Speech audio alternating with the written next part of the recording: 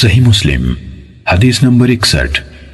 سلیمان بن حرب نے کہا ہمیں حماد بن زید نے بیان کیا، کہا ایوب نے کہا میرا ایک ہمسایہ ہے، پھر زہد و ورع میں اس کی فضیلت کا ذکر کیا، اگر وہ میرے سامنے 2 کھجوروں کے بارے میں گواہی دے تو میں اس میں بھی اس کی شہادت قابل قبول نہ سمجھوں گا۔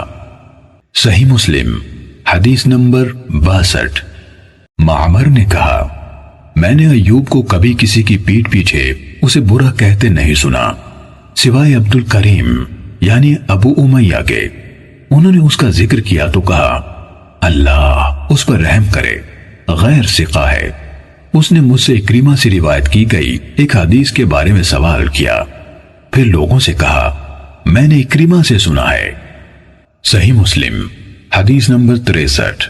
عفان بن مسلم نے کہا حمام نے ہم سے بیان کیا، کہا ابو داؤد اعمہ ہمارے ہاں آیا اور یہ کہنا شروع کر دیا ہمیں برا رضی اللہ عنہ نے حدیث سنائی اور ہمیں زید بن ارقم رضی اللہ عنہ نے حدیث بیان کی۔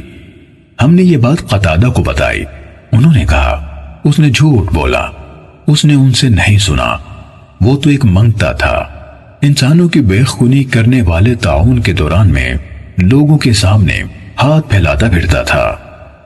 صحیح مسلم حدیث نمبر 64۔ یزید بن ہارون نے کہا ہمیں حمام نے خبر دی کہ ابو داؤد اعمہ قتادہ کے ہاں آیا، جب وہ کھڑا ہوا اور چلا گیا تو لوگوں نے کہا اسے یہ الزام ہے کہ اس نے 18 بدری صحابہ سے ملاقات کی۔ اس پر قتادہ کہنے لگے طاعون کی وبا عام سے پہلے یہ ایک منگتا تھا، اس کا علم حدیث ایسی کسی چیز سے کوئی سروکار نہ تھا، وہ اس بارے میں بات تک نہ کرتا تھا۔ بخدا نہ حسن بصری نے کبھی کسی بدری سے بلا واسطہ حدیث ہمیں سنائی، نہ سعید بن مسیب نے ایک سعد بن مالک رضی اللہ عنہ کے سوا کسی اور بدری سے براہ راست سنی ہوئی کوئی حدیث سنائی۔ صحیح مسلم حدیث نمبر 65۔